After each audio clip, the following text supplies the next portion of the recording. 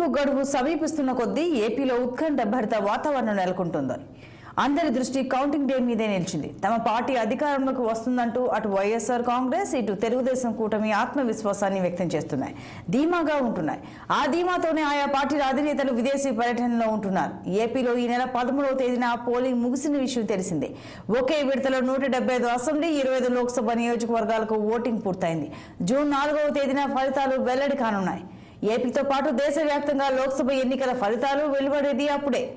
ఎవరు రాజవుతారు, ఎవరు బంటు అనేది తేలుతుందా ఆ రోజున.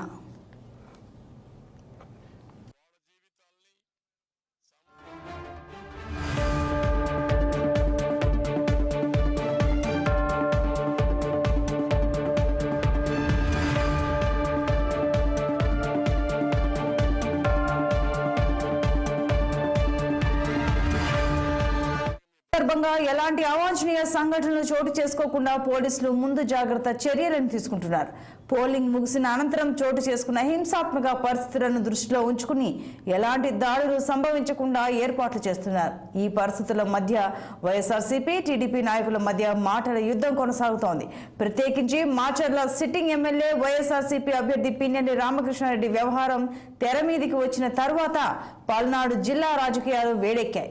ఆ జిల్లా నాయకుల మధ్య మాటల తూటాలు పేలుతున్నాయి. దీనికి కొనసాగింపుగా తాజాగా వైఎస్ఆర్సీపీ జాతీయ ప్రధాన కార్యదర్శి నెల్లూరు లోక్సభ సభ్యుడు వి విజయసాయిరెడ్డి తాజాగా రంగంలో దిగారు. టీడీపీ అధినేత చంద్రబాబు నాయుడుపై తనదైన శైలిలో సెటైర్లు వేశారు.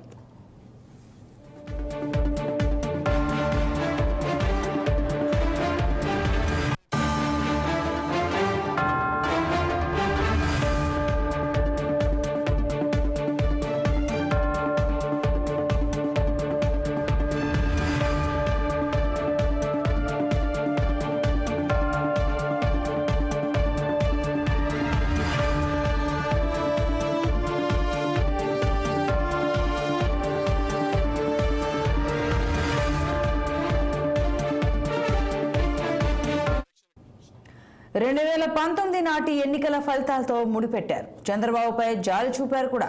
2014-19 మధ్యకాలంలో చంద్రబాబు తమ పార్టీకి 23 మంది ఎమ్మెల్యేలను కొనుగోలు చేశారని గుర్తు చేశారు. 2019 ఎన్నికల్లో చంద్రబాబుకు 23 స్థానాలే దక్కాయని అన్నారు. అప్పట్లో మే 23వ తేదీన ఓట్ల లెక్కింపు జరిగిందన్నారు. ఇప్పుడు కూడా చంద్రబాబు తమ పార్టీకి చెందిన 4 ఎమ్మెల్యేలు కోటమిరెడ్డి శ్రీధర్ రెడ్డి, ఆనం రామనారాయణ రెడ్డి, మేఘపాటి చంద్రశేఖర్ రెడ్డి, ఉండవల్లి శ్రీదేవిని కొనుగోలు చేశారని, జూన్ 4వ తేదీ నాడే కౌంటింగ్ జరగబోతోందని తెలిపారు.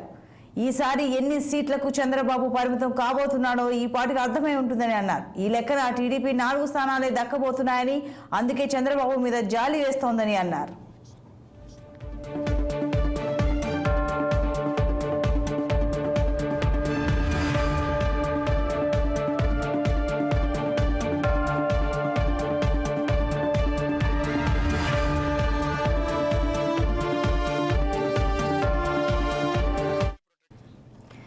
ఇక మరింత సమాచారం మా ప్రతినిధి పవన్ లైవ్ ద్వారా అందిస్తారు. పవన్, పోలింగ్ ముగిసిన నాటి నుంచి ఇప్పటి వరకు జరుగుతున్న ఏపీలో వరుస సంఘటనలు కావచ్చు, అక్కడ చోటు చేసుకుంటున్న పరిణామాలు కావచ్చు, అంటే పోలింగ్ ముగిశాక హింసాత్మక ఘటనలు, ఇప్పుడు పిన్నెల్లి ఎపిసోడ్, ఇంతలోనే మధ్యలో విజయసాయిరెడ్డి ఎంటర్ అయ్యి చంద్రబాబు మీద సెటైర్ వేయడం, అసలు ఏపీలో ఎలా ఉంది పరిస్థితి, ఇన్ఫర్మేషన్ ఏంటి? సంతోషి, ఏదైతే ఖచ్చితంగా మీరు అన్నట్లుగా అయితే మాత్రం జూన్ 4వ తేదీన కౌంటింగ్ సమయం దగ్గర పడుతున్నటువంటి నేపథ్యంలో ఇరు పార్టీకి సంబంధించిన అగ్ర నేతలు అయితే మాత్రం గెలుపు మాదనేటువంటి ఒక ధీమాన్ని అయితే మాత్రం వ్యక్తం చేస్తున్నటువంటి పరిస్థితి ప్రస్తుతం ఆంధ్రప్రదేశ్ లో కనిపిస్తా ఉంది.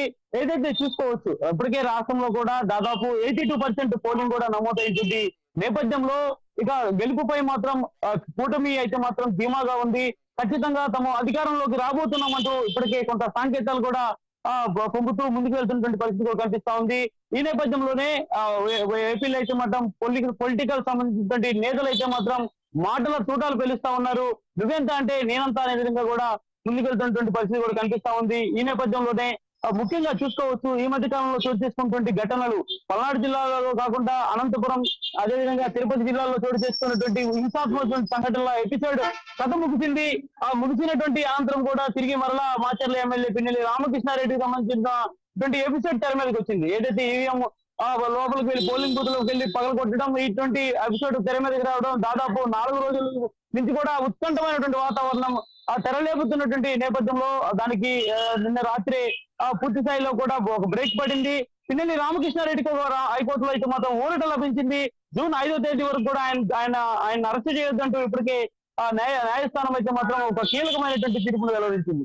సో ఈ నేపథ్యంలో చూసుకోవచ్చు, ఈ రోజు ఎంపీ విజయసాయి రెడ్డి కూడా కొంత ట్వీట్ చేశారు. ఏదైతే చంద్రబాబు పోయినసారి 23 మంది మా పార్టీ ఎమ్మెల్యేలు కొన్నావు, 2019 ఎన్నికల్లో మే 23వ తేదీ కౌంటింగ్ వచ్చిన స్థానాలు 23. ఈసారి ఏదైతే మా వాళ్ళ నలుగురు కోటంరెడ్డి ఆనంద్ రెడ్డి ఆనంద్ కావచ్చు, అదేవిధంగా మేకపాటి చంద్రశేఖర్ రెడ్డి కావచ్చు, ఉండవల్లి శ్రీదేవి కావచ్చు, అదేవిధంగా నలుగురు నువ్వు కొన్నావు కాబట్టి ఈసారి ఖచ్చితంగా నువ్వు 4 సీట్లకే పరిమితం అవుతున్నావు చంద్రబాబు, నేను చూస్తుంటే జాలేస్తుందంటూ కూడా ఎంపీ విజయసాయి రెడ్డి చేసినటువంటి ట్వీట్ అయితే మాత్రం ఇప్పుడు ప్రస్తుతం ఒక హాట్ టాపిక్ గా మారింది.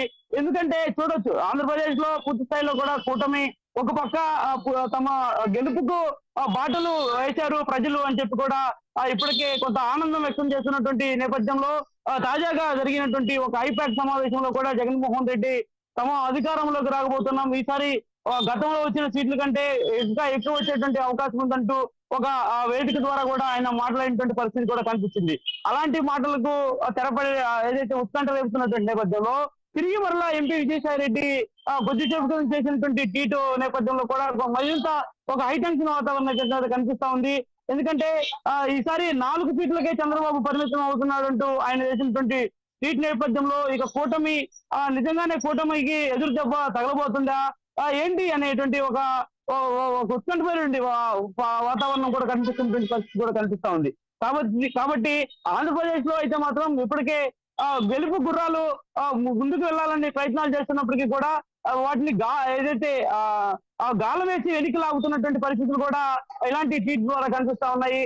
మరి అందులో భాగంగానే రతన్పల్లి మాజీ మంత్రి ఏదైతే మంత్రి అంబటి రాంబాబు కూడా కొంత నిన్న సాయంత్రం కూడా ట్వీట్ చేశారు. ఏదైతే రాష్ట్రంలో ఇక టీడీపీ అంతమోదించబోతున్నారు, టీడీపీ తలుపులు మోయబోతున్నారు అనేటువంటి ఒక ట్వీట్ కూడా చేసినటువంటి పరిస్థితి కూడా కనిపించింది.